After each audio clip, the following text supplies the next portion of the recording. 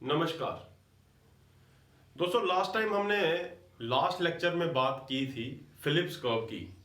Phillips curve में मैंने आपको कुछ चीज़ें बताई थी, जैसे कि काइंसाइन का मॉडल बताया था, जैसे कि स्टैगफ्लेशन बताई थी। अगर आप काइंसाइन के मॉडल को ध्यान से ऑब्जर्व करेंगे तो काइंसाइन ने डिमांड पे ज़्यादा फोकस किया था।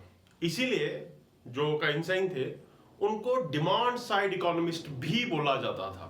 ठीक है, फिर हमने स्टैगफ्लेशन का दौर देखा। स्टैगफ्लेशन में हमने एक चीज देखी कि एम्प्लॉयमेंट और इन्फ्लेशन दोनों ही बढ़ रहे हैं, एम्प्लॉयमेंट और इन्फ्लेशन।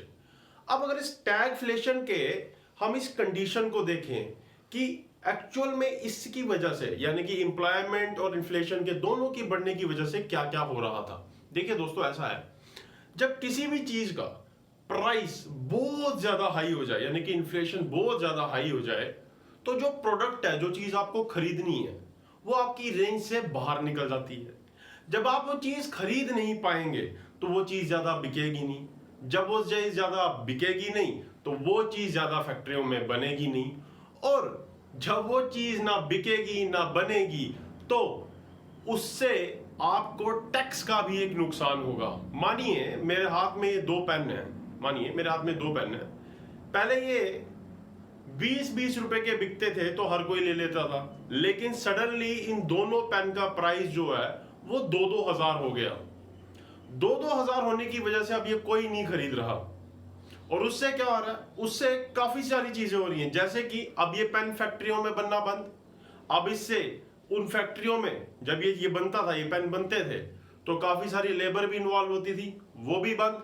दूसरा एक अहम चीज देखिए, ये पेन जब बिकते थे तो कुछ रेवेन्यू सरकार को जाता था, कुछ रेवेन्यू सरकार को जाता था, मगर कोइंसिडेंटली वो भी बंद। अब दोस्तों इस चीज को एक इकोनॉमिस्ट थे, उनका नाम था आर्थर लेफर। एक इकोनॉमिस्ट थे, उनका नाम था आर्थर लेफर। उन्होंने इस चीज को ऑब्जर्व किया और उन्होंने एक थ्योरी या एक कर्व दे डाला। और उन्होंने क्या बोला, उन्होंने ये बोला कि अगर आप रेवेन्यू को जनरेट करना चाहते हैं तो आपको टैक्स का रेट थोड़ा कम करना पड़ेगा। जी हां, आपको टैक्स का रेट थोड़ा कम करना पड़ेगा। ज्यादातर हम सारे यही सोचते हैं कि अगर ज्यादा से ज्यादा रेवेन्यू जनरेट करना हो, क्यों ना हम चीजों के दाम बढ़ा दें। मानिए कोई चीज 100 रुपए की है, उसको 200 का बेचते हैं, ताकि 100 रुपए का हमें जल्दी से जल्दी बहुत ज्यादा रेवेन्यू मिलेगा। मगर वो रेवेन्यू तब मिलेगा जब वो चीज बिकेगी, और जब वो चीज बिकेगी नहीं तो रेवेन्यू कहां से लाएंगे। इसी चीज को आर्थर लेफर ने कहा कि अगर आप चाहते हैं कि आप रेवेन्यू कमाएं तो आपको टैक्स रेट कम करना पड़ेगा। उससे क्या होगा, उन्होंने कहा टैक्स रेट कम करने से जो चीज आप 100 की बन रही थी वो 200 की बिक रही थी। अगर आप वो चीज अब उसके ऊपर, जो चीज 100 रुपए की बन रही है, आप उसके ऊपर 20 रुपए का टैक्स कर दीजिए, 120 रुपए की हो गई। अब वो चीज हर कोई इंसान खरीद पाएगा। जब वो चीज हर कोई इंसान खरीद पाएगा तो उसकी कंजप्शन बढ़ जाएगी, उसकी कंजप्शन बढ़ जाएगी तो प्रोडक्शन बढ़ जाएगी, प्रोडक्शन बढ़ जाएगी तो फैक्ट्रियों में ज्यादा ज्यादा बनना शुरू हो जाएगा, एम्प्लॉयमेंट भी स्टार्ट हो जाएगी, और इन द एंड सबसे बड़ी बात, सरकार को रेवेन्यू मिलना शुरू हो जाएगा। ये लेफर साहब ने कहा। लेफर साहब ने एक और बात कही, उन्होंने एक नॉर्मल से फंडा दिया या एक प्रिंसिपल दिया। उन्होंने कहा देखिए ऐसा है कि कोई भी इंसान काम तब करता है जब उसको ज्यादा से ज्यादा फायदा हो। सपोज कर लीजिए, अगर मैं आपको बोलूं कि आप दो कंडीशंस में काम कीजिए। पहली कंडीशन में आपकी सैलरी 2 लाख रुपए है और आपको 1 लाख रुपए का टैक्स देना है, और दूसरी कंडीशन में आपकी सैलरी 2 लाख रुपए है और आपको टैक्स सिर्फ 5,000 रुपए का देना है। तो आप कौन सी कंडीशन में काम करेंगे अच्छे तरीके से? जी हां, मैं आपका जवाब जानता हूं। आप उस कंडीशन को, यानी कि सेकंड कंडीशन में काम ज्यादा अच्छे तरीके से करेंगे, क्योंकि वहां पे आपको टैक्स काफी कम देना पड़ रहा है, 5,000 रुपए, है ना।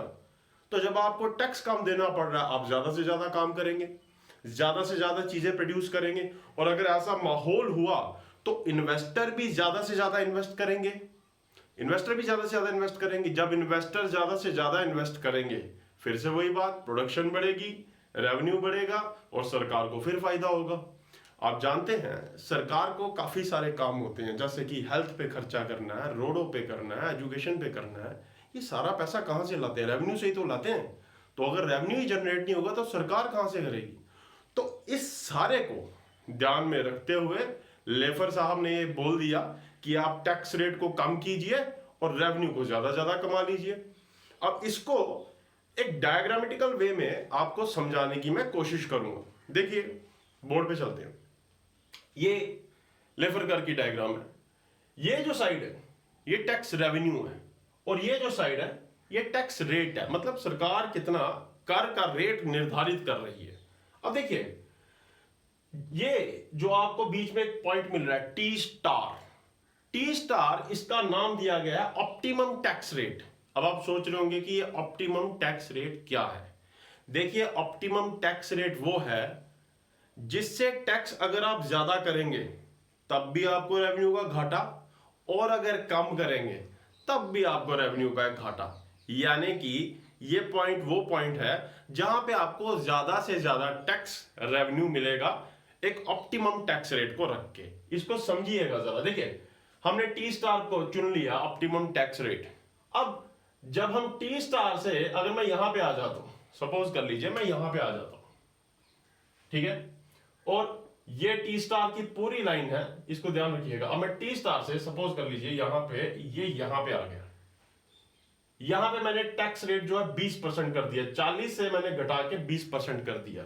जब मैंने 20% कर दिया तो रेवेन्यू आ गया 40 करोड़, और जब मेरा 40% था तो हमारा रेवेन्यू जनरेट हो रहा था 80 करोड़। यानी कि जब हम ऑप्टिमम रेट पे थे तो हम 80 करोड़ के लगभग रेवेन्यू जनरेट कर रहे थे। जब से ही हमने टैक्स रेट 40 से 20 में कटाया, हमारा रेवेन्यू 40 करोड़ का हो गया। अब अगर मैं इस टी स्टार से इधर जाऊं, यानी कि मैं टैक्स रेट को 40 से 50% का कर दूं और T2 पॉइंट पे चले जाऊं, तो मेरा रेवेन्यू फिर से घट गया 40 करोड़। यानी कि हमें टैक्स रेट जो है ये एक ऑप्टिमम टैक्स रेट चुनना है ताकि रेवेन्यू जो है वो ज्यादा से ज्यादा मिले।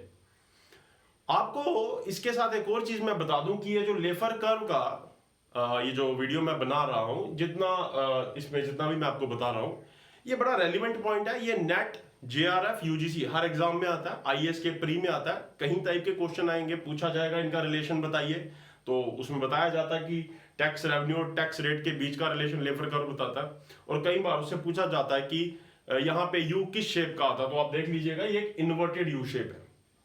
तो दोस्तों, ये लेफर कर्व था। मैंने आपको बता दिया आर्थर लेफर एक सप्लाइड साइड इकोनॉमिस्ट थे जिन्होंने टैक्स रेट और रेवेन्यू का रिलेशन बताया। आज का मेरा ये वीडियो जो था वो इसी से रिलेटेड था।